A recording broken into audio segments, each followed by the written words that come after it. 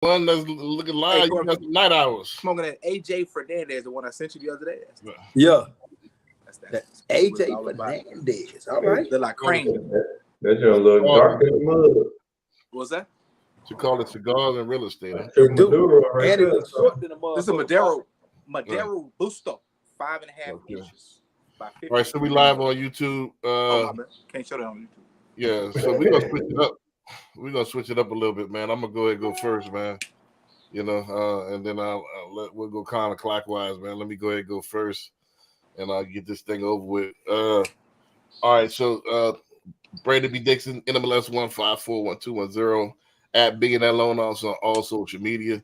Man, I was thinking about changing my, now the Billionaire Broker, but I don't know. I'm not sure if they got that covered yet. Billionaire Broker, man.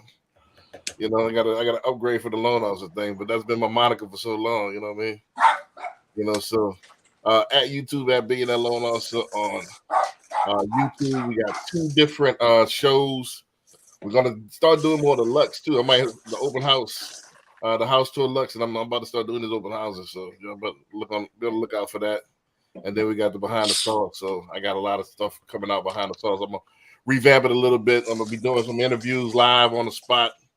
I'm getting the mic, so we're gonna be doing some guerrilla stuff, man. So www.applywithb.com if you're ready to go ahead and apply for a mortgage. Go ahead and hit the Cash App. A lot of people been asking for the Cash App, man. Go to Cash App, the power of ownership. Again, at Billionaire Loan Officer on all social media. Let's see what else I got in here. I know I got a couple more. www.clcinvestmentclub.com if you trying to get live. Investment club, you're trying to invest into real estate, commercial real estate, residential real estate, also buying businesses, also becoming your own bank. We got all kind of stuff going on. So check us out, clcinvestmentclub.com. Houston condo sales about to make a comeback, so be on the horn for that. What's today's rates.com if you want to check my rates. And one last thing, don't forget the last week of this month, we got Doors and Dolls, another event coming up real soon here, so be on the lookout for that. CJ, you want to go ahead start yours? We just gonna everybody, CJ, the realtor broker owner of Greenwood Realty Group. Follow me on social media at CJ Sales Texas. That's CJSELLSTX. And hit me up on the website, greenwoodrealtytx.com. If you want to buy, sell, lease, if you want to join a team, we got all that available for you on the website. So greenwoodrealtytx.com is the site. Check out YouTube, CJ the Realtor, where we're doing our home tours, Lux Edition. Of course, showing you some of the homes on the luxury market that Houston has to offer. So go in there, give me a subscribe, like, share, all that good stuff. And then also hit me on my cell, 832-338-3182 if you got any real estate questions. I'm here for you. Hit me on my line if you're looking to join a team, join a new brokerage, if you're new and want to talk. I'm available, so hit me up, call or text that number. And then, of course, we give back to our youth, the Master Academy, the nonprofit, where we're teaching our young men knowledge of self-improvement and entrepreneurship. So if you're interested and you're willing to donate, whether it's time or money, we have the options and forms available for you online.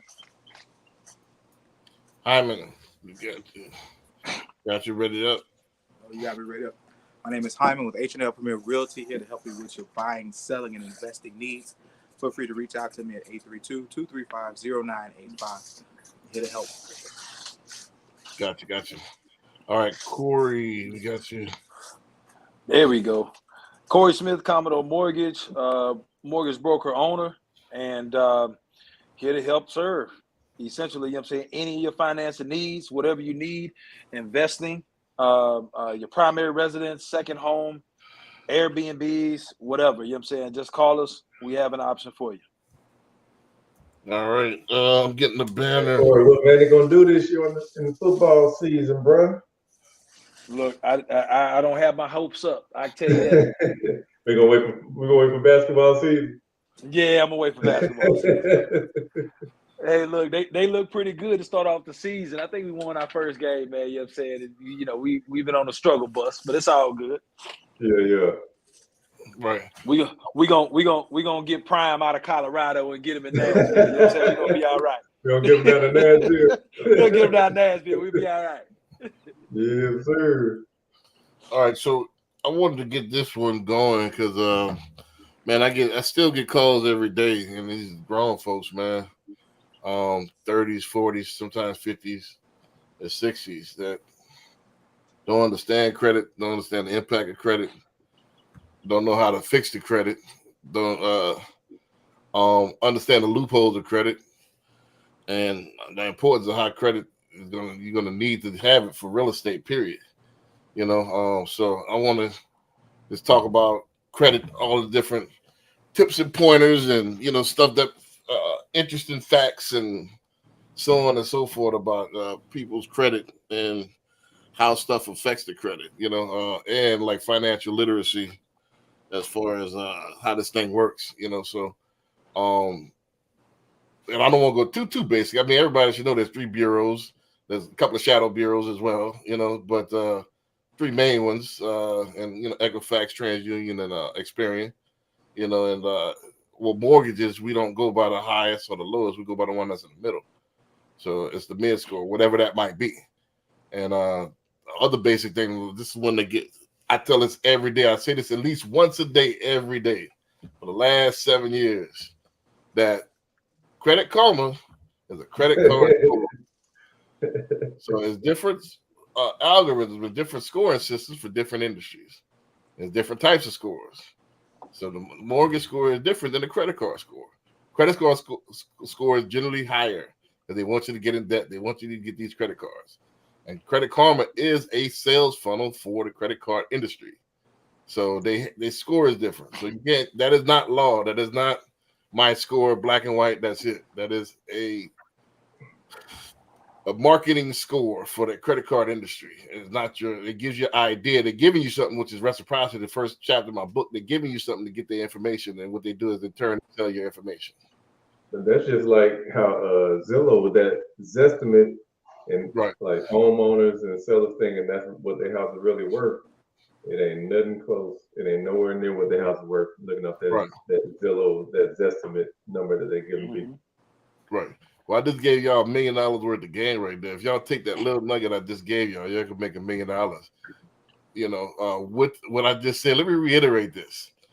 The business model for Credit Karma is giving you something to get your information, and they're making money off your information.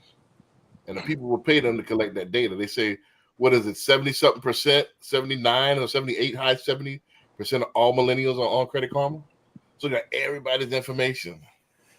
So they can market directly to you. See all those letters that you get in the mail, all those offers and stuff? That's because you got your information in Credit Karma.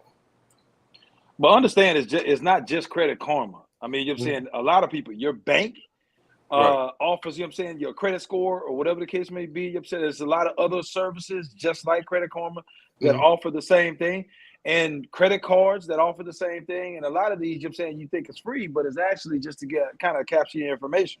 Right. So that they can sell it on the back end. Right. And that's how this works, man. You create something that somebody could use, and then they get it for you, and then you can get that information, and you can solicit something from them at that point because you're giving them something. That's the premise of sales. It's just like college. You go in, fill out, give them your social, they give you a free T-shirt, and then you know you got a credit card in the mail. Right. Hey, those were the days. Those were the days. Right. $300 limit. You know, man. Right. For a college student, that's balling that, baby. Yeah, that's a whole semester. Right. You couldn't tell me nothing with that little card. Right. Yeah, man. Right. But now as an adult, we go to Bennigan's. Not Bennigan's. Some of my best days was at Bennigan's, man. Hey, I know. Bennigan's, Dave and Buster's got to buy one, get one. Right. For the hell. That was it. But yeah, man. Well, this is the thing about credit. That's my nucleus. I mean, we could spin off from there, but I get more of your input. But that's some of the main things. Like I said, everybody think is that it's one score fits all, and and the score is gonna be the same on all three bureaus, and then you see it somewhere else is that's the score, and you did your score 2 years ago, and that's still your score. No, the score is always changing. It might change several times a month. So you as information updates, your score changes. Yeah. This is what it is. So it's like water. So it never pretty much stays the same unless you freeze it. So and that's when you get into high level stuff. But a lot of people don't have the understanding that I checked it 2 months ago. That means nothing right now. It's gonna change. One other thing, and I'll turn it over to you. One of the other misconceptions that people have is that this is another thing I ask every day is that when you shop for a mortgage, that when I run it and you just had somebody else run it yesterday, that your score is gonna change. That's incorrect. You have a window, typically 14 days window, sometimes 30-day window to shop for a mortgage where it won't adversely affect your credit. So, just like anything, if you got same amount of time, automobiles, you shop for automobiles, shop for houses, you shop for rings, whatever. You have that time, as long as you don't jump from industry to industry, you go from mortgages one day to rings the next, it won't change your score. So that's a misconception. I don't want to run my credit against somebody just ran it. Well, you're shopping right now, right? Mm-hmm. So you have the right to shop as a consumer. So that's another misconception that people don't get. So I get this every day. So that's why I tell people it's like you don't get penalized because they know you shopping for the best rate or whatever. Right. So like do it quickly though. Don't play around if you're trying to, make it happen. Go ahead and talk to somebody that's gonna get you a little rating and let that be it. Well, let me see one other thing before I turn it over. A lot of people shop, especially in our community, shop backwards. They try to they didn't even have the house yet, and they try to shop for the rate. That ain't how you do that. So how would I know? When are you gonna lock in? You don't know. You're shopping right now. You got to shop for a house. Find a house first, then we can negotiate the rate. A lot of people, all right, well, what your rate is? Do you have a house? How would I know what the rate is? And you might find that we might approve you for $350, but you might find a house for $325. That changes the rate. Not only that, you know what I'm saying? There's a The lot rate changes. that people don't understand Hold on, that goes into the rate. The rate There's a lot changes. that goes into the rate. There's a lot that goes into the rate. The rate changes based on the sales price now? It changes the sales price. It changes on what zip code you are buying in. It changes on what time of day I lock it in. It changes on what lender I go to. A lot of factors. It's just not. I was telling somebody earlier, like, don't even try to think about locking the rate. If you're trying to build, round up with new construction, don't even think about that rate because that ain't getting locked in until the end. You can lock, but it's gonna be expensive. You can lock right, up. Yeah. And who's gonna pay for that? Yeah, somebody you can lock, but see, people don't get this. I think I told you this a couple of months ago. People think you can, I can lock forever. If that's the case, then I would locked all my. I'm gonna lock all my loans for back in 2021. It was 2%, and I'll just go ahead and wait till I find a house one of these days. Let me lock it right now. Yeah, that how it works. When you lock a loan, you taking that money temporarily out of the system for that particular investor. And see, to answer Hyman's question, don't forget these are investors that's on the secondary market. So you got investors that'll take a $350, but they won't take anything under $349.99. So it changes the investor pool. So yes, the rate will change. Am I making sense? But when you say the $350 pool and the interest rate, what the loan sells for on the secondary market, what does that have to do with the rate? As far as you want to get in on this, Corey? No, because here's the thing, though, B. Just from a layman's standpoint, I'm buying at $350. Mm-hmm. But if I get an 8% or a 7.5% interest rate, does that mean instead of me buying at $350, now I'm buying at $360? So that bumped me up for the investor on the secondary market to buy. No, when I put the information in, I'm looking at a snapshot of investor pool or who will invest at that particular with these particular variables. When I change the variables, that changes the investor pool. So if I put it in at $350, I got these investors that'll take this particular loan at this rate. I'll put it at 310. I got these particular investors that'll take it at this particular rate. So it does, it might not, it might will, but it does, that variable does change things. Am I making sense? How does that variable make a difference to the homeowner? It does, because it sounds like it's just a for the secondary market buyer or mortgage. The investor, only thing it could affect it could change, the rate could be different. And what I'm saying that to say this, that if you don't know what the sales price of the home gonna be, how can I pinpoint a rate right now? That's my point. Am I right or am I wrong, Corey? You can pinpoint a rate based upon what they pre-approved for, or what price range they're at, right? So you know what I'm saying, we can. What if that you give a general idea? But what if that changes? That can that can blow your rate. That's kind of one of the conversations that I had in the beginning, is that, you know what I'm saying, the rates are kind of like the stock market. It's good days, bad days, good weeks, bad weeks. It fluctuates up and down. But you know what I'm saying, just if you know, if we were locking right now, then this is what your rate would be based upon the criteria that we have at this moment. Right. But my point is, you can't lock without a contract. Yeah, you can't lock. First of all, you can't lock right now. You can lock and shop, but that's paying up front. So there's, and when you say paying up front, that means just you pay more at closing. No, you're paying for the hold that rate. You know, so that means if I'm shopping right now and the hold my rate costs me $1,000, I got to send you $1,000. Let me that credit card number. It's called lock and shop. You know, so basically I don't know how you. I don't even want to get this complex this early.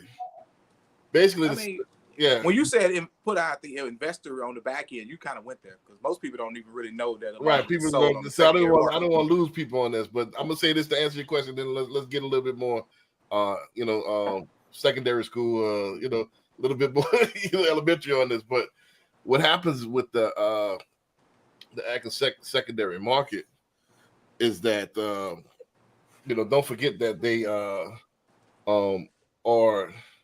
I lost my train of thought this time, man. I'm about to make this point about the secondary market. Man, you made me lose my point. But anyway, it was one of those finite things that most people don't know about on the actual front end. So but lock and shop is this is what I was about to say. Don't forget, these people have warehouse lines of credit for the most part. Most of them have lines of credit from big major banks, or Wells Fargo, Chase. So when you take that money out, they're pledging that, hey, I'm going to lock this particular rate. I'm taking that money and putting aside for you to go ahead and fund that loan. That's why there's a cost with moving that lock and changing that lock. So you temporarily taking that money out. So the lock and shop, all right. So I'm gonna lock and I'm gonna still shop. That's okay. Hey, I gotta the money I'm gonna lose or potentially lose. I gotta have that money up front. Am I making sense? So the money that when you say the secondary market, that $350,000, they supposedly push that to the side and say they can't lend that money to another buyer, right?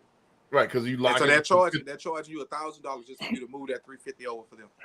Right. So lock and shop mean it goes towards it. So I'm gonna go ahead and prepay up front so you don't change your mind. Pay up front this fee or whatever it is, $2,000, $3,000. You got me? So that way you have more of an incentive to not change that particular to move around. Right. So it's more like it's something like earnest money. Okay. Because I'm taking my warehouse line of credit, I'm taking that to the side. I could lend that to somebody else and made the money. True. So that's how that works. That's why it's all about the investors on the secondary side. But let's get back to credit, man. Let's open it up. What y'all got? Any anecdotal stuff on credit? Y'all wanted some simple stuff? I'm gonna tell you like this, man. You're either gonna have cash or you're gonna have credit. I was like, you're either gonna have cash or you're gonna have credit. Right. If you ain't got cash, do not let your credit get hit. Do not co-sign. Don't do any of that. And protect your credit at all costs. All costs. My thing from when I first started in the business, like really taking it serious, and I get the Credit Karma folks, I got to a point to say, well, like, look, all right, what is it? I would ask you, say, what does Credit Karma tell you? Because I know that's what you're going to use anyway. And I think Corey told me, he said, well, look, if they tell you that, either add or subtract an additional 30 points from that, and that'll be actually where they are. So if they had a 650 on Credit Karma, they probably had a 600 to a 610. Not necessarily. Which is a safe rate. I mean, as far as from a real estate perspective, to discuss whether or not to take them any further, as far as lead conversion. No, it just depends. Depends on the actual credit profile. The difference between a credit card score and a mortgage score is basically the charge-offs and the type of charge-offs. You're looking at hospital bills are weighted more on the mortgage side. They don't necessarily count them, but it counts to the score. You got what I'm saying? So they weight it more, and the collections are weighted more as opposed to on the credit card side. So that's why you get the difference in the score. So if they have an array of hospital bills, you'll see that difference, that 40, 50 point difference. But if they don't have hospital bills, it's real close. You'll notice. If they don't have, so if you're looking at Credit Karma, you know what I'm saying, on average, not to say this is the same thing across the board, on average, you could probably predict they're somewhere about 20 to 30 points lower than the score that we have. Now, has that been the case every single time? No, because in some situations, the actual credit score has gone above. Our credit score has gone above what Credit Karma has had. But 90%, 85% of the cases, it's been somewhere between 20 to 30 points lower. Now, when you start going into the credit cards and all this other stuff, those algorithms on the backside to which they generate the score is so sporadic. It's hard to gauge where they actually are. So for me, not anybody else, for me, when it comes to actually gauging where somebody is, if they're over that 600 or if they're over that 620, I need to know what your Credit Karma score is. I'm not worried about anything else. Right. Well, I have a different path. Just let me go ahead and do the soft pull. Doesn't cost you anything. Let me see exactly where you're at. But before they get to you, B, as a seasoned agent, seasoned with salt, black pepper, and Slappy Mama seasoning, I'm not gonna let them come to you until I know for sure. Like, all right, based on if the Credit Karma tell me it's a 650, and I say, well, do you have any credit cards? How many credit cards do you have? And do you have a car payment? I can easily gauge, say, okay, that could be close to accurate. Then I run them that way. Because I can't stand to send people to my people. And when they see Lemon come across the phone, they answer me like, I'm ready, let's rock and roll. And it'd be that rubbish. Well, this depends on the type of agent. You send me, I'm gonna take care of them regardless, because again, I have lenders that'll take down to 500. So this depends on, you know, what situation they in. If they got some money and they down to 500, I can take them. But let me do the soft pull. Let me do the soft pull and see exactly where they're at. Now, if you're going by Credit Karma, you just add extra steps to yourself. Because again, it could be totally inaccurate. You know, so generally I don't disagree with that. Yeah, so if you got that services, that's one of the amenities that I give to, you know, my referral partners. Like, hey, I'll do a soft pull for free. Actually, you should have, CJ should have my link. Just go ahead, send them the link, and they can do it right there on their phone. You know, so, and we can see exactly where they're at in about 2-3 minutes. You know, so you ain't got to do better than Credit Karma. It's more accurate. You know, so, but that's one of the amenities. Anything else, like you said, what else y'all got, man? What else y'all want to talk about on the? That's my spill on credit. I'm sticking to it. Right. Yeah, Credit Karma, it's a good tool, but like I said, let's tell what it is. It's a sales funnel. Let's be all the way real with it. It's not law. It's not black and white. It's not. This is my score. No. It's a sales funnel, but I wouldn't. It's a sales funnel, but you know what I'm saying, I wouldn't necessarily act like Credit Karma is all bad. No, it ain't all bad. In some credit repair situations, you know what I'm saying, it's very useful with the resources and everything that they provide on there. Right. Well, you talking about as far as cleaning credit? Yeah. I heard that. You heard that in B's voice. That means he got something to say. Yes. Right. As far as cleaning credit goes, you know what I'm saying, when you're doing certain things to your actual credit and you're trying to wait until credit card balances update or whatever the case may be, you know what I'm saying, it's great for that. So then when you're actually doing credit repair and then, you know what I'm saying, you're trying to apply for credit cards that's actually going to approve you, not just give you a hard ding and deny you, Credit Karma is the one that's going to give you the cards that's going to give you a better chance of being able to actually get them. I get what I see what you're saying in the context of if you're doing it on your own without a professional help. Professional, wow. Yeah. So a professional credit card, a professional credit, or like a professional, a real estate professional, or professional in that particular wherever you're trying to get approved with. If you're doing it on your own without help, yeah, I guess Credit Karma would be a free tool that you could work around. I'm not anything free. It does it does have a consequence. Your information's out there floating, but yeah, I it's get gonna be out there anyway. It'll But here's the thing: even if you are a professional, you know what I'm saying, working with a professional, you still want to understand what your credit score is doing, right?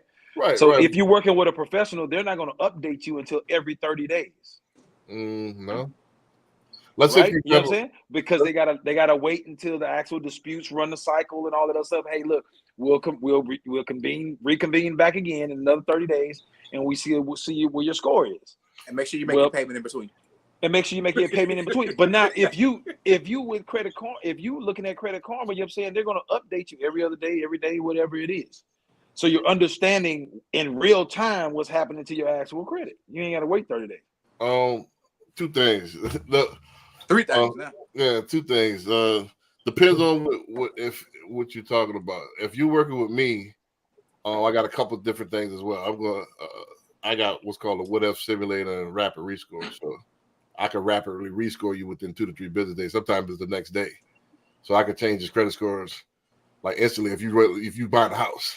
Let me preface that. Not if you, good disclosure. Good disclosure. Yeah, so if you buy the house, so that's what I mean working with a professional. You want to work with a professional, man, you got to do it.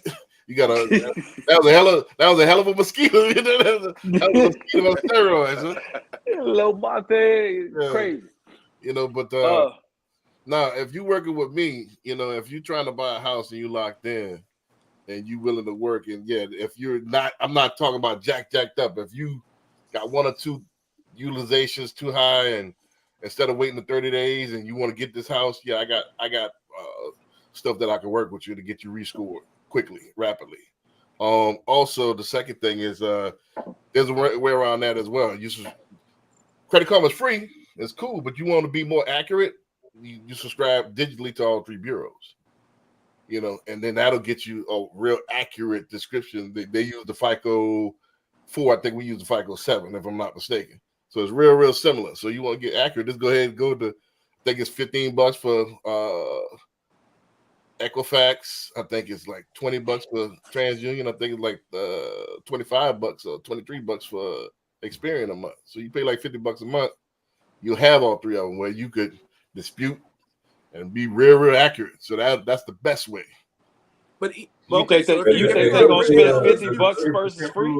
Well, yeah, they could go free, but if you want to be accurate, if you're serious about it, if you want to be accurate, you go to MyFICO and pay for the actual credit report, which is cheaper than going ahead and paying for that. Why not go to the bureau where you could dispute, you can do everything you want inside of that, and you get the credit records. You can update as many times as you want. You can update it daily. MyFICO does the same thing, and it's cheaper. How much is MyFICO? $30-something for all 3. Man, I don't know. Can you dispute from there? No, can't dispute from there. That's what I'm saying. Not that I know. I can dispute everything from if you join the bureaus. But okay, so if you're gonna speak of disputing, you can't use that on the credit. Both y'all talking at the same time. I'm gonna say something. I ain't saying it in a minute. There's a 30%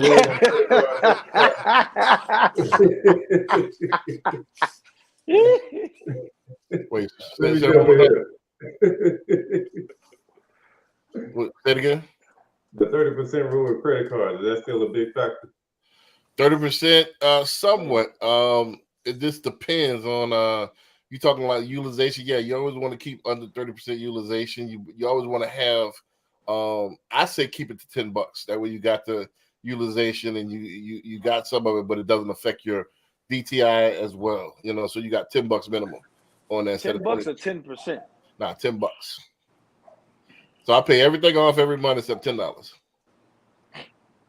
That way I'm showing I'm using the card, but at the same time it doesn't affect my DTI. Oh, and by the way, the disclaimer: when I first got into the business, I took the CE. I was tech certified at one point. But I took the CE for the credit course. That was like 8 hours. So I know a lot about this thing. Plus my experience in it. So but $10, man. $10 is what you want to put on there. Yeah, finance charge of $10 ain't gonna be that bad. Right. Well, if you got anything at all, so but $10. That's the optimal that I see. It raises your score. Because if you got, it's great to have 0, but $10 is more. Yeah, gotta have some on there. Have something on there that it boosts your score more. So you mean $10 does better than 0? Because does the algorithm think because you're utilizing it at a responsible rate to stay keep it at $10? Correct. And they want to charge you a little finance charge. They can't charge you a finance charge. Right, they won't put their big somewhere. You pay it off every month. They can't charge you. Right. It's a pay-to-play system. You know what I'm saying? If you wanted to help your credit, you know what I'm saying, you got to have something on that card. Right, exactly. You got something on that card that is gonna boost it. I've done hundreds of simulations. I don't know about you, Corey. I know you've done hundreds of simulations as well. Nothing moves the score more than $10 on that. 0, you can pay it down to 0. It won't move it as much as you leave $10 on it. Wow. Ain't that something? You know what I mean? So leave it at $10, pay off everything. Don't credit card. That's another thing. Credit card is not for you to really live on. It's really for you to it's for you to build stuff up for big major purchases, but it's for you to pay off as soon as you get the money. If you put yourself on a budget. All right, I got $100 to spend food and gas. So, but I know when I get my paycheck on Friday, I'm gonna pay that thing off. That's what that's for. That's not for I got $5,000. That's not what that's for. You're gonna pay food or gas now. You ain't buying both. Right. It's either or, you know what I'm saying? So, but I'm you got what I'm saying. It's for to help you manage your budget and help you and then you can use the points, like Apple Pay and all that stuff. You're a big component of the Apple Pay. You still using it pretty regular? I use Apple Pay all the time. I mean, not the Apple Pay. It's what is it that Apple what's that card you had that you had told us about? Apple Card. Is that the Apple Card? Yeah. Right. I don't think I ever told y'all about that. What do you look through my emails? No, you had mentioned it to us a while back. It was before the show. That's why you didn't mention it. Right. The reason I like this. Hold on. You gonna pull out that metal card? I knew he was gonna do it. Yeah, so it's metal. He was gonna do that. Nah, but it's 3% back on a lot of stuff though too. Yeah. Yeah, so a lot of 3% back on unlimited, 3% back. So it's a good card, and it's accepted everywhere. I just had that my debit card. The rest of the cards I just leave for emergency. If I know I'm gonna buy something, I leave that in the house. You know what I mean? So I had to buy me a podcast mic like Hyman got. What you mean, man? I ain't mic'd up, man. I'm you ain't mic'd up. Yeah, that's why you sound. Man, you need to invest, man. Hey, you gonna put out that dynamic he got. I mean, now you got that condenser over there, don't you? Yeah, I got the Razor. Oh yeah, you showed me that one. That's a nice mic. Yeah, I looked into that. $85, man. $85, man. Amazon. Gonna give me one. Man, CJ don't be serious about nothing, man. I looked at man. Even the coaches now. I just got out of LOS support. Even the coaches got podcast mic now. It's almost a necessity, man. It's everything.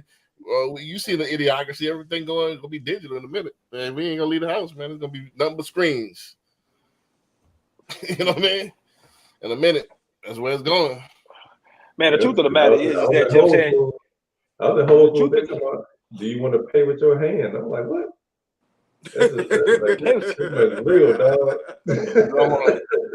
So, do you want to what? Pay with your hand. Pay with your hand, like the chip in your hand. Okay, gotcha. It's like, yeah, they do have that coming up. Yep. I'll never be that advanced. I'm good. I'm cool with pulling out my card or a phone. A phone. Yeah, I knew that was coming. The phone. Yeah, the phone. Pull out the billfold. Pull out some singles. Right. They gonna look like, what is that for, man? Now, couple other things a lot of people don't know, man. You got to have a nice mixture of credit though too. Some people just have like a credit card bill. Some people just got the car note. Me personally, I would never get a car note unless you know what I'm saying, unless it's a lease, and I would lease it under business, or unless you do it under the insurance policy, and that's a whole nother discussion where you borrowing against your own money. But a good loan that people are not aware of is that what you need to do is go to like a federal credit union, like Navy Federal, or even what's the name of that? Truist, a couple of other ones. Get a CD for 6 months. I saw Truist has a beautiful rate on a CD right now. It's damn near 10%. Right. So get a CD. That's nice. Take your time. I'm about to tell you how to boost your credit with this 6 months to where it's like 800. So, I mean, you got to have something to work with. But I'm talking about if you got sluggish credit, you in the 6s, and you trying to figure out how do I get to 8. This is how you get to 8.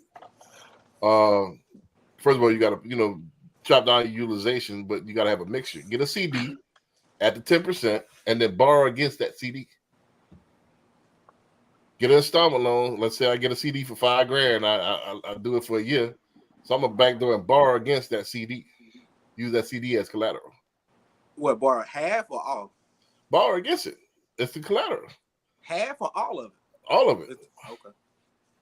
And why all instead of just the rule of 30%, like CJ said? Well, the thing is, it's two separate things. You're using that CD as collateral. True. We understand that principle. Yeah, that's like a line of credit versus a credit card, though. Exactly. So now instead of like a credit card revolving, it goes like an installment loan. But does it still have the same power as a revolving credit, like a credit card? It's not the fact of how you're going to use it; it's the fact of how that diversity, how it's making your scores go up. Okay. So my credit was so dead back in the day from college. I couldn't even get a credit card. I did the little whole write out all the checks at cons. We did the whole write the checks out for 6 months to pay the joint off, and then ended up having to pay for like a secured credit card. Right. I had to front the money for the credit. Right. Man. Other than a mic, gotta get his internet up to point. Wait till he get back. He'll talk crazy to him. He got that cricket Wi-Fi. But nah, that's if you just starting off or you restart your credit, the best thing is to get the secure credit card. Like there's 4-5 different ones. I think Discover got one. First Premier, all of these guys, you start off with the secure card. Capital One got a secure card. Yeah, they got a secure card as well. So Capital One is about the best one because they report every 15 days as opposed to every 30 days. Every 15, so that's nice. That is nice. Yeah, so they buy something and pay it off real quick, get your quick boost. Boost your credit. They boosted up the fastest that you ever see. So credit Capital One. Just get those secure cards, borrow against your own money. That's another one because they most likely they're not gonna turn you down because it's your own money. You got the money already. So that's a good one as well. My question is, when you borrow against your own money, the interest that you pay, does that go back to you? That has to go back to the no, you paid a little bit of interest, but you don't want to go the whole term, but you pay 6 months and then pay that thing off. But now the thing about it is that if it's your own money, why can't you get a percentage of the interest since you're paying yourself back anyway? Well, that's what I've always wondered. Yeah, no, that's the bank. That's why they jump at giving it to you because they're making money off of it. Yeah, and they're not losing money because you got the money as collateral already. The risk is low. Huh? The risk is low. Lower. There's no risk to it at all. So I can make interest off your assets.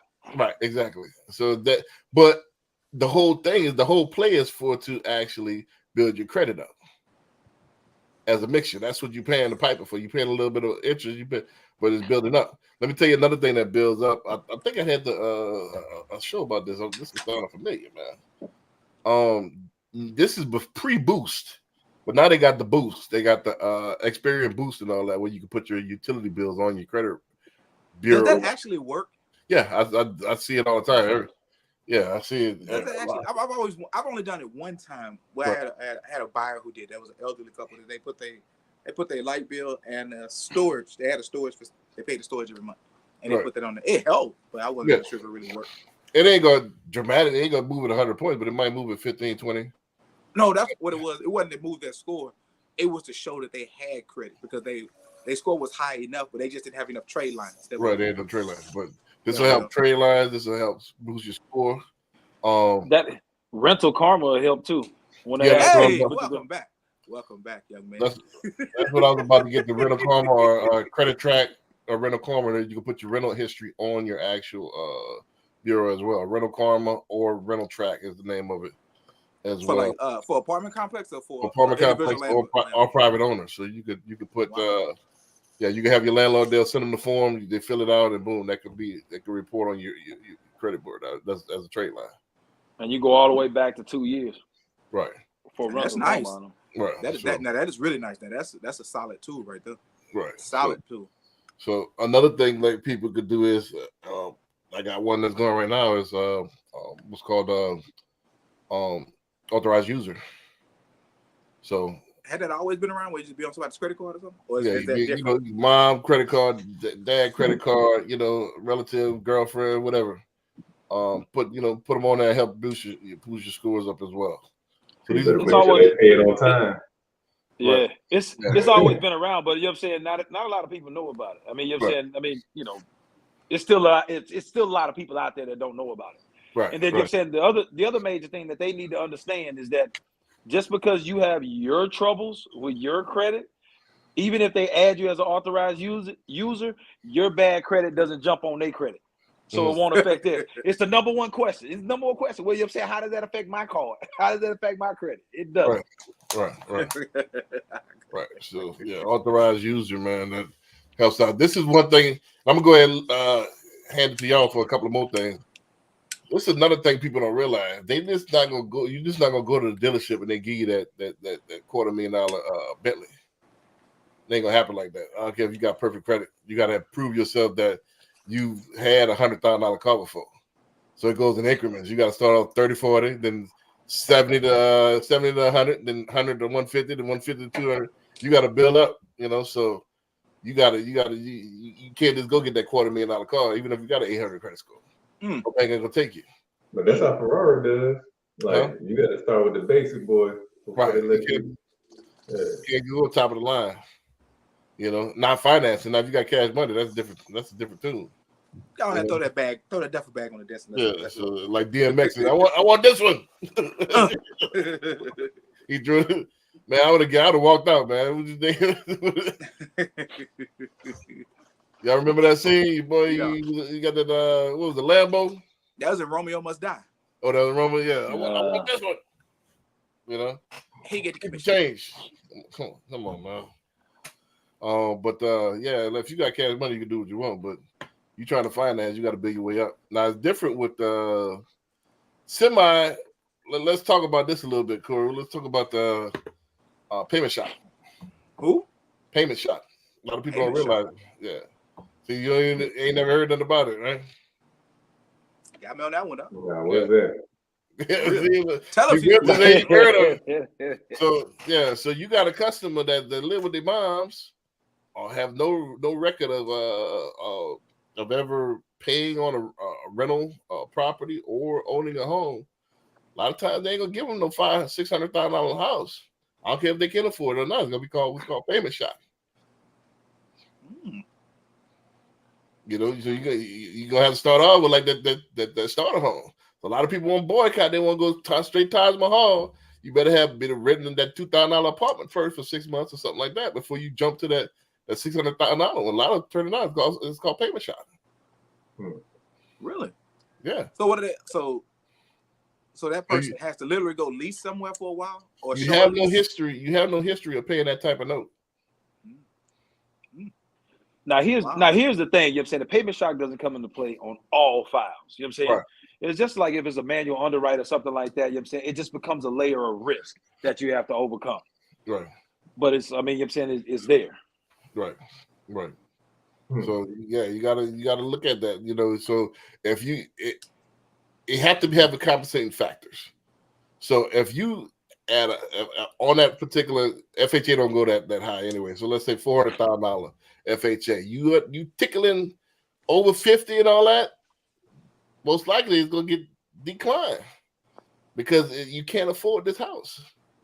But if you got Compensating fact, I've been renting. I got a solid rental history for 2 years, or I've had a note. This that's going to help you out. You know, so a lot of people don't understand that. In a minute, 500 going to be the median.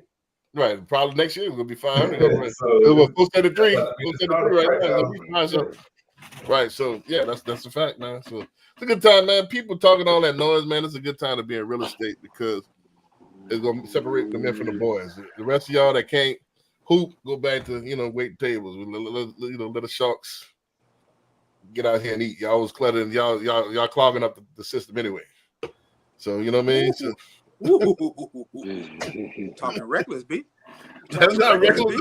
Hey, that's B sending them back to JUCO. Yeah. So no, I mean, let's be all the way. I don't care what profession it is. I mean, if you're a hunter, you're a hunter.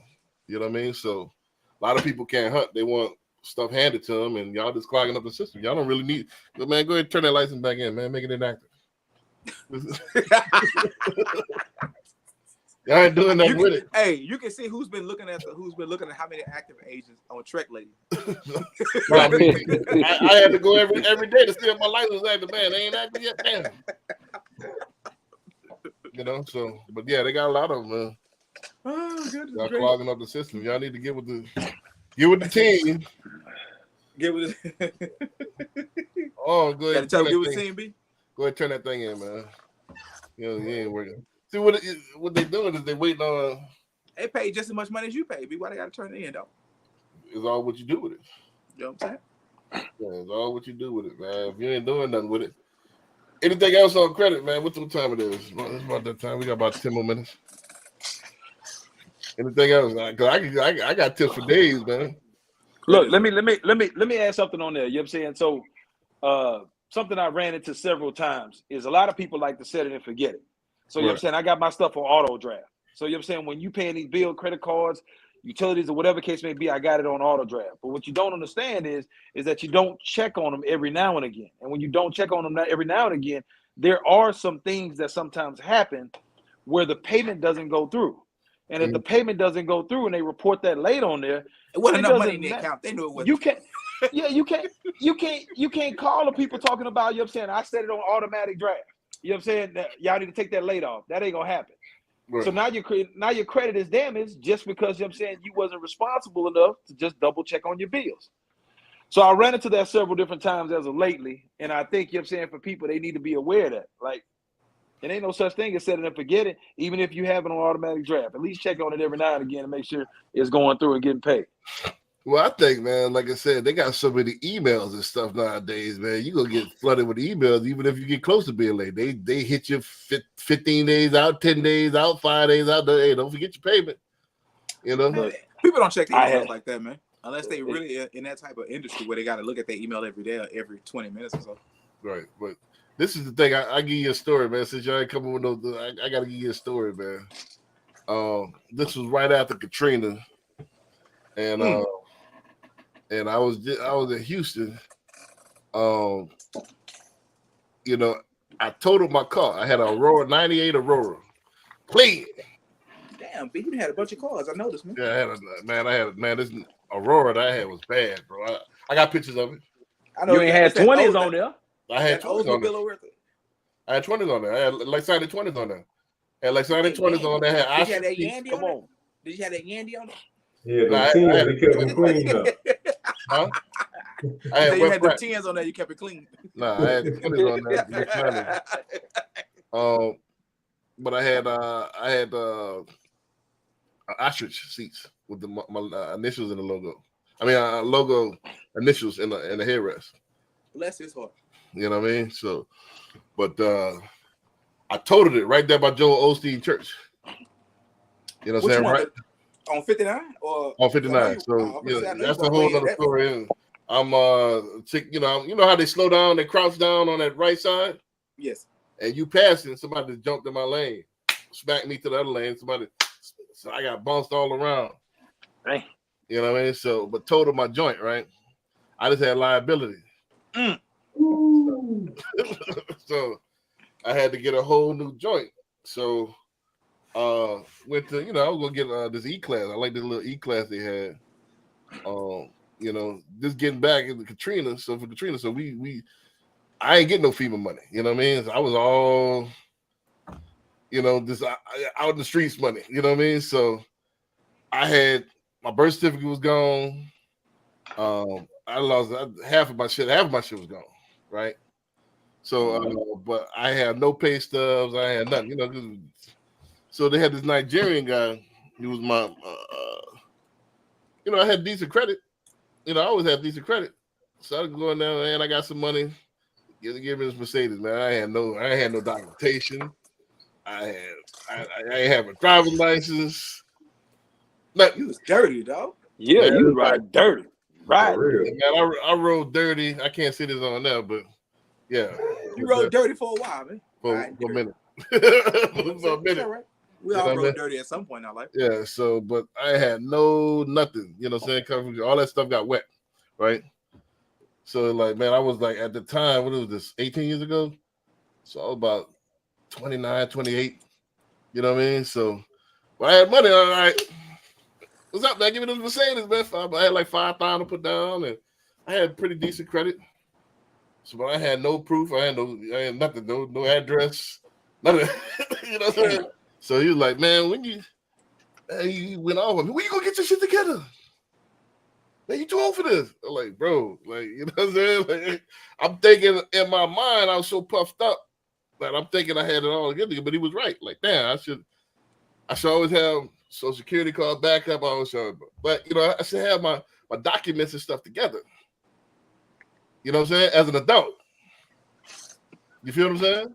Mm-hmm. So it always stuck with me, man. Like I said, you gotta have your stuff together, and you gotta have, you know, you gotta be responsible for you. You know what I mean? I don't know. I didn't know that ain't gonna fly. Nah, it doesn't matter.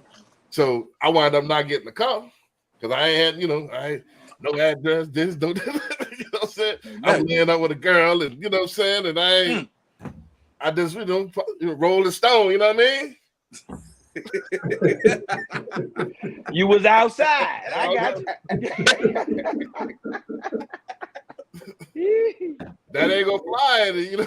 Oh man! I don't care how much money you got, the credit, you gotta have your stuff together, man. As an adult, you know, period. So I had to wind up getting a hoopty. Hey man! So I got a hoopty for like a little while. I had to get a little cash joint. You know what I mean? For a little while. You was riding around in the box Chevy. Huh? You was riding around in the box Chevy. I had guess what I wound up getting? This was only for a minute until I wound up getting the Benz right after that. I wound up getting my S-Class now. Bam! I popped up back on them back in like about 6 months. But after I got my stuff together. But I'm glad I didn't get that E-Class. What was the hoodoo you was riding in? B? It was it looked like the Maseratis, but it was a Plymouth. Plymouth? Oh. Yeah, it's a Plymouth. I swear to God, they got these old school Plymouths that look like Maseratis. I thought that was it. Aurora. It looked like a Maserati made by. I gotta show it to you. It's like it was a drop top, but the Maserati got the same body. I don't know how that happened, but it's an old school joint. It's like an early '90s joint, but it looked like a Maserati.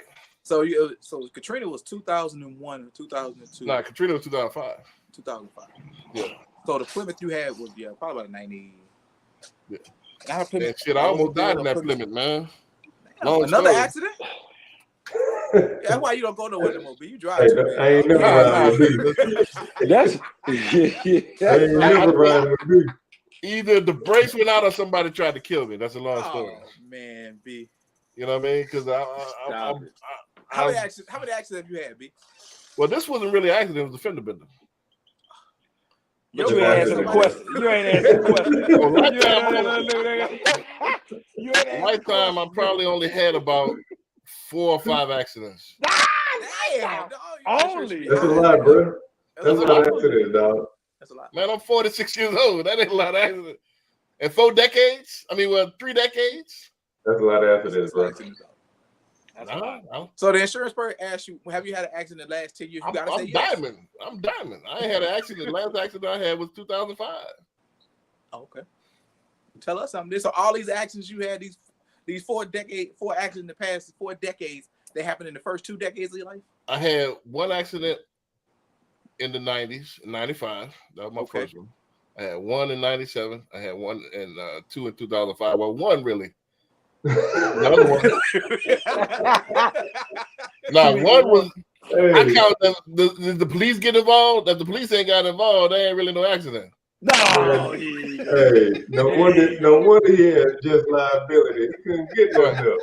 Yeah, I mean, I don't get an accident like that. I drive slow, man. So, you didn't roll with me. I'm a cautious driver, man. Yeah, I'll take your word for it and be in my own whip.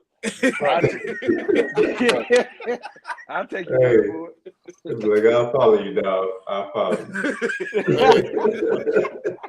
I don't think that's a lot at all, man. I think I have a pretty good driving record. No tickets, none of that. I ain't got no tickets or none of that. That time I got a ticket was in the 90s, I think. Oh, that was a good one, though. Yeah, I mean, that but what happened with the brakes failed in that thing, and I was just about to hop on 45 South. All 4 brakes? I'm like, I'm stomping it.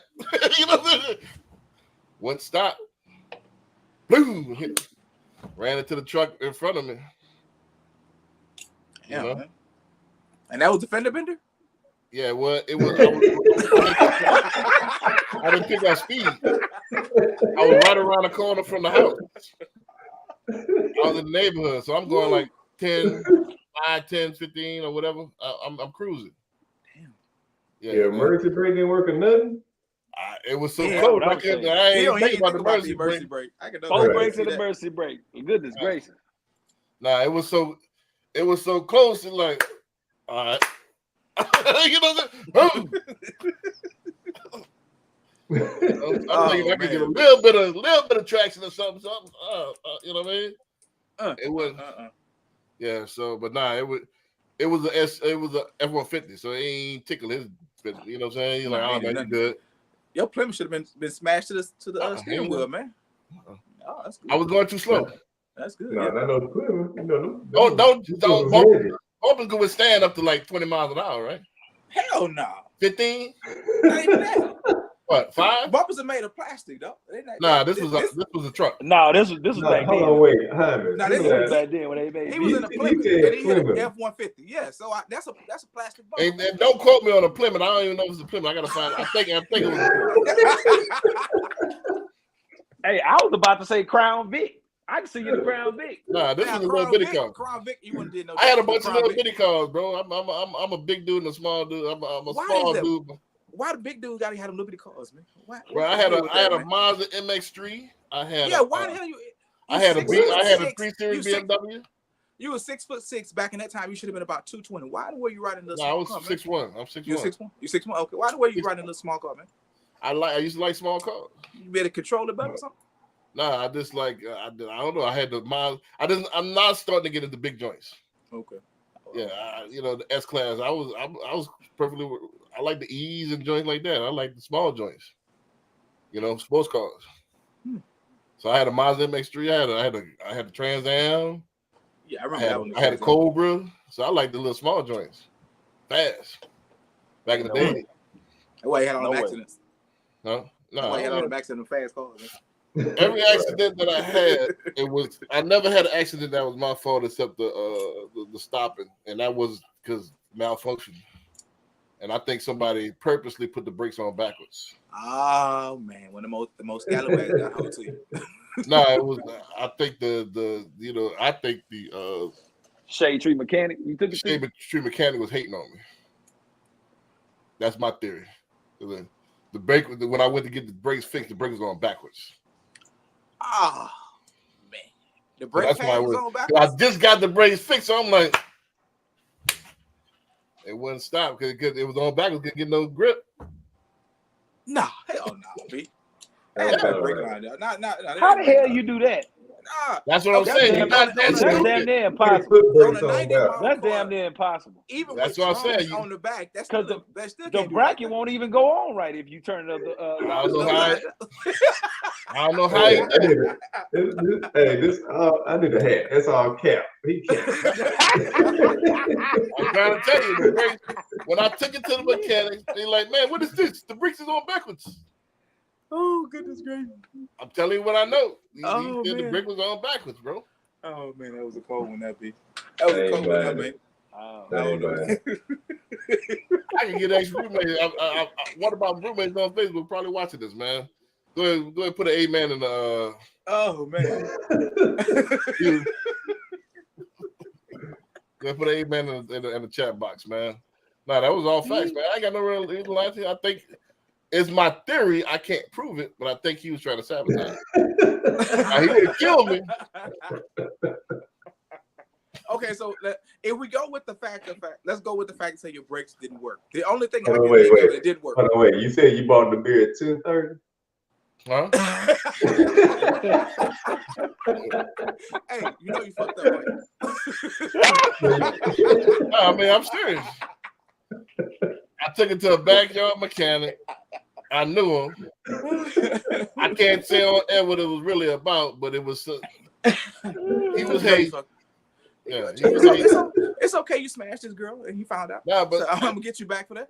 Let me tell you why I think he was hating. Because his reaction when I confronted him about it. What was it?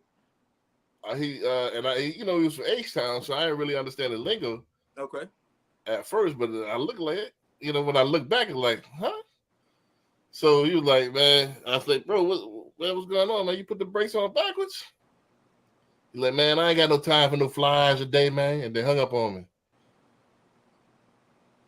Flies. Yeah, so huh? Was that a diss? You know what I'm saying? So yeah, so I didn't understand it, but I'm thinking he calling me a fly, like I'm bothering him. Yeah, that's true. So that's what I interpreted it as. So your reaction to it, if you were remorseful, would think, if his reaction was like on some fly stuff, like smart mouth. So I'm thinking, all right, man, yeah, you probably set me up, man. You was that close, you would have been successful because I was right around the corner from hopping on that ramp to 45. And I would have put up speed and I would have stopped then. Yeah, you been done. Pancake. Yeah, you been done. Yeah, so like Jay-Z said, man, I dodged prison, came out unscathed from car collisions. I know it must be part of some mission. You know what I mean? So now you want hey, I done miss. I can tell y'all a bunch of stories, man. Let me tell y'all one more for the road, man. It's 9 o'clock. I'll tell you how gifted and blessed I am, man. Yo, wake up. I got a story to tell. Go be. Story to tell, man. Storytell time. Storytell Tuesdays, man. Since y'all ain't want to come with no credit stuff, man. Credit is your department, dog. Me and CJ, we say, what's your credit score? Credit is everybody. I just need the letter. Y'all deal with that other stuff. You gotta pay work from me, man. You gotta pay work from. Oh, we can't get you done right now. We gotta wait for a little bit. Go and talk to Linda. This was back in this was what 96, 97. I had a Mustang Cobra. You know what those are? Like this was before they went to Shelby Cobra. Yeah. I had the Mustang Cobra 97. Brand new, black with the tan interior, bad, 305 horsepower. I used to like the Mustang. I was a Mustang guy as opposed to Camaro. I never had a Camaro. But so I'm from Louisiana, so we on Rampart Street. Rampart goes perpendicular to Canal Street. It runs cross Canal Street. So white guy pull up next to me, Camaro. Boom, boom, rev his engine. So I'm rev mine, is me and the two other my partners in there. So man, we pull off when the light turned green, gone. So we going down Rampart like 100 miles an hour. You know what I'm saying? We just flying. So we pass Canal. You know how many pedestrians on Canal? We going Canal like 110, 120. So I see up, about 2 lights down. I see they got a red light. So I'm like, all right, man, I'm about to stop this thing. So I tried to stop. Brakes locked. Like, man, I'm thinking this supposed to be analog brakes. This thing done locked up on me. So I'm just sliding. You know what I'm saying? You know what I mean? So this thing won't stop. So I did already made up my mind. All right, they got 2 cars parked at the red light. All right, I'm gonna hit the back of this one. I'm already thinking in my mind. My angle is I'm gonna just tap the back of this one, and that way I'll tear this thing up. Because if I go straight, I'm gonna tear both of them up. So I'm already angling where I'm about to hit. So I'm just like, this thing will not stop, bro. I ain't think about the emergency brake. I'm just trying to stop this thing. So at the last second, something told me to jack the wheel. So I jacked the wheel. Boom! I hit I went behind old boy and hit the median, and we flipped. Boom! Went on the other side, and ain't hit nothing. All we did was lost the tire. You know what I'm saying? And I bent the rim. That's it. So maybe I'm not paying attention, but you only said that it was only one accident that was your fault. You done rattled off. Hey, that wasn't no accident. I ain't hit that. That's your fault. 2 stories that was your fault. That you gave us these stories. That wasn't no accident. You gave us an accident, baby. I hit nothing. Police come. Police ain't coming. I ain't hit nothing. You flipped over the median. I guarantee the cops was called.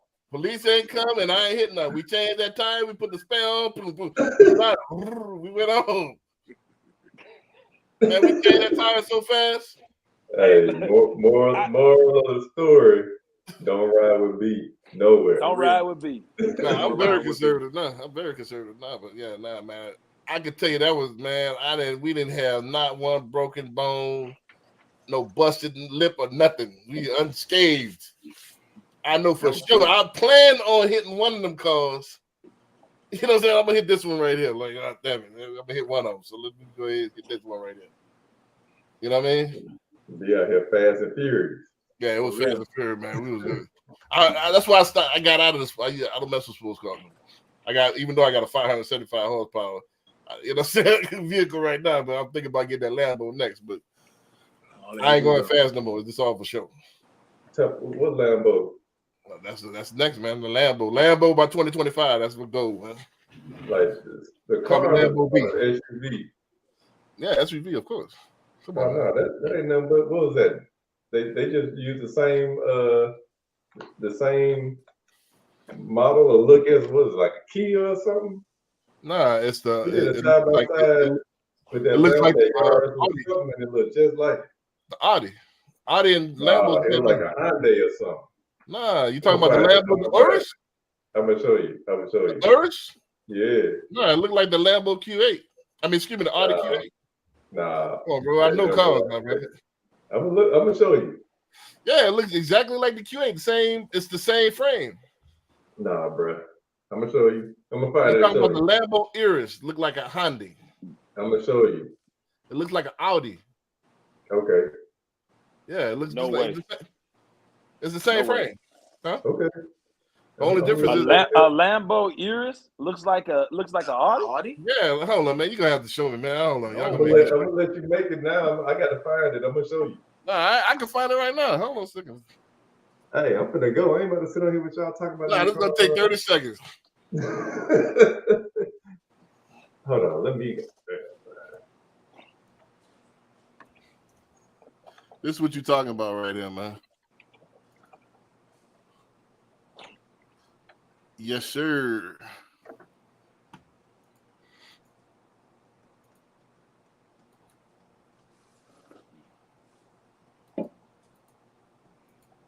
This is what you're talking about right here. That Aventador looks like a yard. Nah, that ain't it. Yeah, see how that's the same. It's the same frame.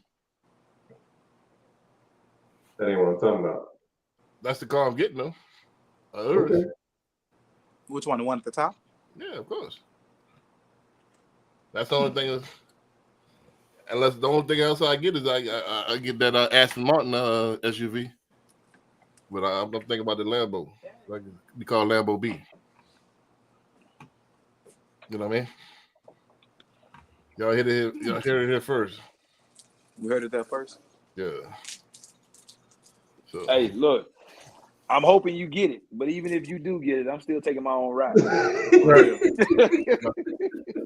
hey, Because the SUV, it don't mean nothing where you drive. Hey, I'm super conservative now, man. I ain't doing that crazy stuff no more. I'm glad to hear that. I ain't doing that crazy stuff no more. That was when I was in the 90s, man. That's when I was late teens, early 20s. Like I said, and then that So that's 5 accidents now? It's 4. Okay. It's 4, but one of them the police wasn't called. But I did run into the back of them. So on when the tire came off, the police wasn't called on that one either, right? Nah. So I had one with my baby mom. That thing like a peek through and change that tire, goddamn. Say it again. I said, y'all jumped out that car like a peek through and changed that tire. Man, we was amazed. We was stunned for like 5 minutes. But we hurry up and change that thing and got up out of there before somebody. Here you go. This is right here. Boom. Here you go. It's a Chrysler. It was a Chrysler. There you go. A Chrysler LeBaron. A LeBaron. Yeah, that's what I had. Boom. How you know? How you know about that? Because I had one. Oh, yeah, one of them joints? Yeah, I had a Chrysler LeBaron. That was my first car. I got Yeah, it back in 90. This looks just like a Maserati. That looks nothing like a Maserati. What? Nothing at all, man. Maybe if you drunk and you squint your eye. You know what I'm saying? Maybe a little bit. No way. No, I'm not talking about. They got a Maserati that here you go right here. That's the Maserati version. Where? That's the Maserati version. That's a Maserati right there. That's a Chrysler. That says a Chrysler TC. No, Yeah. this. I guess he's going by I guess the maker supposed says Chrysler TC by Maserati. Right. The LeBaron mix up. Hold on, let me read what this says. Hey, that's what we were telling them girls back in the day. Exactly. It's a jointly developed car by Chrysler Maserati. It was positioned as a Grand Tourer and introduced to Los Angeles show. This is a Maserati, bro. The manufacturer say Maserati. You can say the same thing about the Chargers because Mercedes designed the Chargers. Oh, but this is really a Maserati, bro. But you can't erase the Chrysler that's on the But my point is, you just completely jumping over the Chrysler and just like this is a Maserati. But this was a sought after car by the rich and famous, bro. Dog, the thing say Chrysler LeBaron, not But it was a Maserati. joint venture with Maserati. Hey, B, we not one of them chicks you trying to pick up on the side of the road, dog. You can tell us the truth, man. We looking at it right now. You looking at Wikipedia? Look at what Wikipedia said. Wikipedia say Chrysler, and you still trying to say Wikipedia don't know what they're talking about. Maserati. This is a Maserati. Toasted first. Maserati may have had a hand in making it, but it's not a Maserati, bro. It's not a It's Maserati. what cat would you say? It look like a Phantom until a Phantom pull up. No, but my point is that That's a Chrysler 300. I said it. I didn't even know it was a joint venture. I said it looked like one of the Maserati. I said they got Maserati that looked just like it. Oh God, Lee. Yeah. Okay. Yeah, this what I'm talking about. I had a drop top just like this, white joint. Turn it a little bit. I think it like a 91. Huh? If that makes you feel better.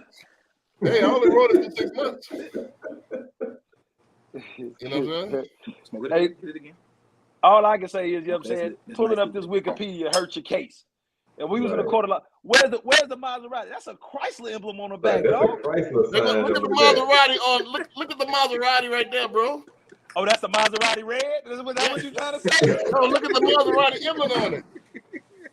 Some of them had Maserati, some of them had Chrysler on them. I had the one that had Chrysler, but they all ones that had Maserati on the window. It's the hard top. You wouldn't look though, because I got a bridge in Brooklyn to sell you. Y'all not trusting. And they got a Maserati tag on it. Hold on, let me magnify this thing, man. Y'all can't see. Can y'all see this? Is this thing on? What does that say? Can y'all see this?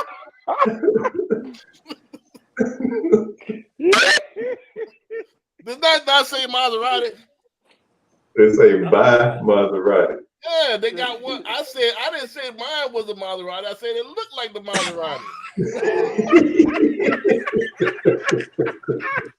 What I said?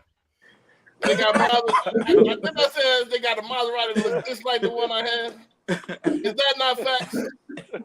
All right, zoom back out, me. Let me see. Zoom back. Yeah, it's the same body.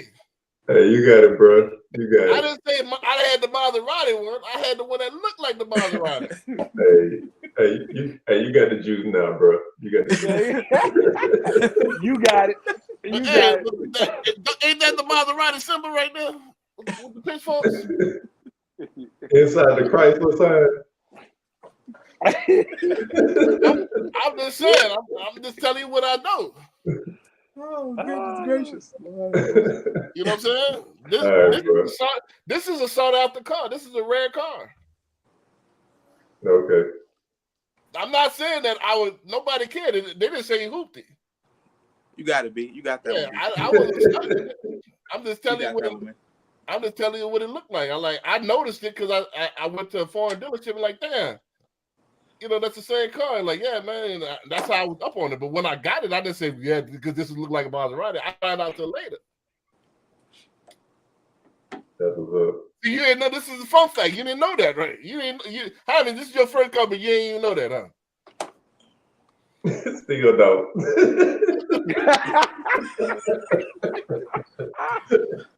No, I didn't. No, I did not know there was a Maserati prototype with the Chrysler LeBaron. I had that version, but it was 4-door. Nah, this straight up say Maserati, bro. I'm trying to tell you. Rare rides. Rare rides. This is a rare. The Maserati version of this is super duper rare. Boys are paying $100,000 for this car. And I didn't know that till I was looking for later on. Till I was looking for something else and like, man, I feel like, damn, I had a car like that. Like, nah, this is a Maserati. Like, what? You know, and the dude was telling me about it, and I found out later on. But it ain't like I was stunting like, yeah, this is a Maserati. How much you pay for yours, Lemon? I got mine off of Shepherd, so it was like $9. It was a champagne. I got a picture of them. I'll send y'all a picture of the it one. It went from $100,000 to $9,000. When I got it, I got mine in 99. Same, I guess about the same time B had his, technically. No, this was I got mine in 05. Okay, so yeah, dang. I got mine. Yeah, it was real low, but I only paid like $1,500 for mine. Yeah, like I said, I got it off of Shepherd. If you've been living in Houston a long time, you go buy a car for Shepherd, you know what you're getting into. Yeah, but nah, they got this look just like one of the Maseratis. You know what I'm saying? Like, not saying that it was, but I was hoping y'all knew this shit. That way y'all knew exactly what I was talking about. Yeah, once I didn't think to say was it a Chrysler LeBaron. Right. Yeah, it was clean too. It ran like a champ. Yeah, it was until his brakes went out. So they cut his brake. Yeah, until they cut my brake lines. You know, so it was hey, had plenty of room and everything in there. You know? Yeah, it was nice. Know, yeah, it was a nice car. Yeah, 100%. Yeah, so I mean, I wasn't tripping. It was a little Julio to get around A to Z. It made it through Houston. Save on gas, good on gas. Very true. Very true. You know what I mean? So I was very true. You know, maybe it got me through Katrina. You know what I mean? I used to rent something every week though. I used to have that dip around. I only had that for like 6 months, man. I was back in the Benz in no time. Back in the Benz now. All right, man. We're gonna see y'all next week, man.